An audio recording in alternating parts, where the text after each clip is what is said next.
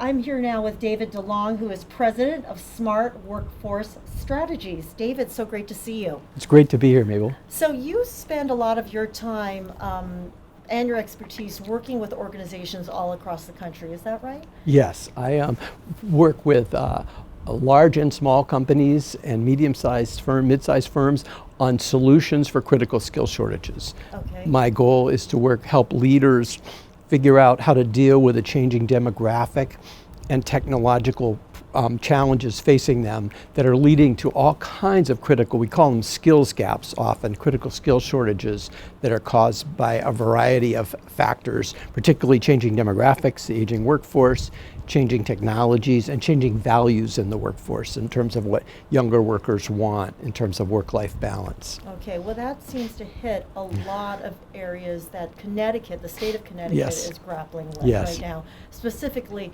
in their nursing workforce. Yes. In what you've observed here, what are your key recommendations for what needs to be done? Or first, why don't you outline some of the challenges? Sure.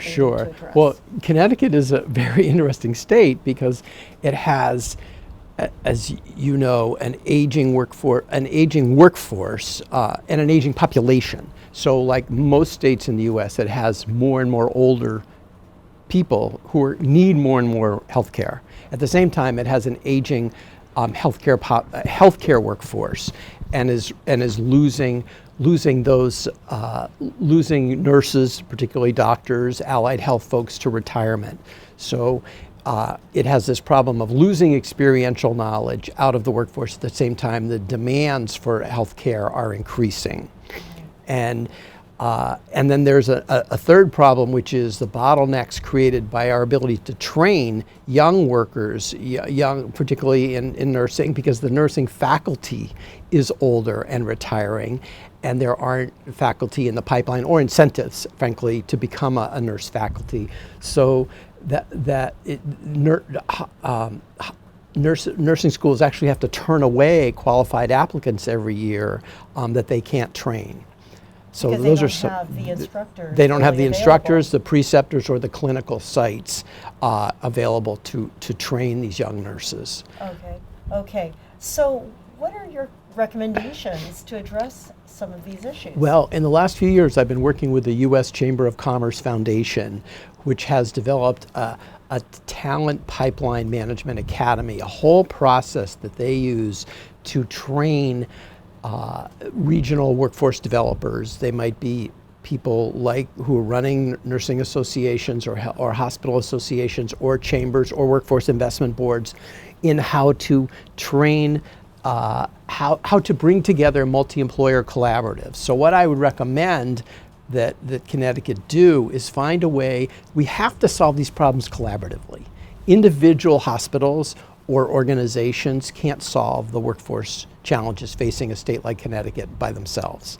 They have to come together and figure out what specifically is the demand. They have to get the data they need to really understand what the true demand is going forward, so they can then partner with schools or suppliers, as we call them, which are often schools, educators, or other places that are preparing students or workers, and make sure that there's a better alignment between what the employers truly need specifically and what the schools are producing, are actually graduating. So collaboration is one thing. In order to do that, we need to really focus on leadership. One of the greatest challenges facing the workforce problem, the changing workforce problem, is the lack of leadership, skilled leadership. Someone like Marcia Proto at the Connecticut League is a classic example of someone with great social capital and skills to bring together stakeholders from all kinds of different places and help them work together, find ways to work together. That is not an easy thing to do. So leadership is a second thing that I would recommend they focus on. And thirdly, we have to tell the truth in Connecticut about what the challenges are, because you have two major healthcare systems in Yale and Hartford, and then you have a bunch of smaller community hospitals, and then you have the home health market, And then you have obviously the nursing schools and government agencies and workforce investment boards and all these different players, and they all have a different window on the problem. And we have to find a way to get them sharing and seeing the problem in a similar way and aligning themselves so they're going forward with solutions that are collaborate and make sense. Okay. It sounds like you know that the issues are clear, but getting people to come together and collaborate with under terrific leadership, that's a tall order. Yes. So where to begin with this? Well, is first of all, you need those leaders. You need to identify who's a good convener, who has the sort of the authority and the really the social relationships to bring together, to get on the phone or by email and say, hey, come to a meeting where we really want to talk about how we're going to go forward as a group. Do we want to form a group, a collaborative, to attack certain parts of the problem? It's a little bit like the blind man and the elephant, you know, this workforce issue, by the way, because you have issues with registered nurses, training nurses, nurse practitioners, all the way down to the entry-level jobs like CNAs. And those are different problems that require different solutions. So we have to partly, you may create multiple collaboratives or a collaborative that's working on multiple problems within this sort of ecosystem of workforce. Okay. Would it help the state to have a chief nursing officer? Only if she or he had the respect and the relationships within the state with the key players. Mm-hmm, mm-hmm. We have a lot of data, for sure, and we seem to be getting more and more data. How best to use this information? That's a great question. Really, we need to, first of all, make sure that the data is fine-grained enough that it's addressing problems. One of the problems with, for example, with nursing data is it's tend to be very general and say we need X, 1,000 nurses in the state of Connecticut in the next 5 years. I'm making this up. But the problem is what we really need is we need 30 OR nurses in New Haven, and we need 2 emergency room nurses in Norwich, in different parts of the state that have different problems. And so we need to be able to drill down and get much more granular about what the skill needs are. Okay. Is one of the things you have to do. And how to do that? What? How do we do well, that? first of all, collect the data so that we and really analyze it in a way that that pinpoints that. Don't allow yourself just to generalize and to then send that information to schools and say, hey, we need 300 BSN nurses by 2021. That's not really helpful. We need to think more. For example, one area where there's a lack of attention is home health care. There's a tremendous need in this state, as there are in many states, for nurses in home health care.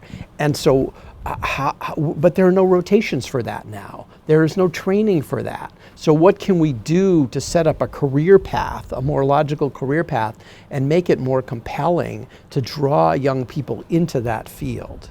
Okay. What does Connecticut have that is encouraging to get some of these solutions going? Sure. Well, it has some fantastic people, leaders in the nursing community and the healthcare community that I've seen that are super smart, super passionate, because really passion is really needed here. This isn't a technical problem that we solve. It's a long-term, it's a journey, and we need people who are willing to get on this train and really stay with the problem for a while. So I think what I've seen in my interviews and my research in the state is there's a lot of great knowledge and understanding of the problem. We just have to find a process for coming together and realizing the challenges of what it's like to come together and deal with conflict and different perspectives and how we work through that. But so that, and frankly, you have access to resources from Boston and New York, and Connecticut is in a great location in that sense. It's a beautiful place to live. There are a lot of things to recommend it. Mm-hmm. What are some of the takeaways that you'd like to leave with the summit attendees? Sure. Well, I'm going to talk, when I talk to them, I'm going to talk about the importance of 5 things. One is collaboration. We have to think in terms of collaborative solutions. We have to focus, as I've said, on leadership and the quality of leadership. You can't even start these programs if you don't have quality leaders running them, trying to convene them. We have to figure out who the conveners are, who are the legitimate people to bring together, and what are the problems and outcomes? What's success going to look like? We have to really start to define success. What if we're ideally effective 3 to 5 years from now? What will we be seeing? How will we know it? What will be happening? We have to get really much clearer on what that vision looks like, and at the same time, we have to also focus and invest on upskilling. And I'm going to talk about that too, which is the notion of maximizing the value and the capabilities of our existing employees.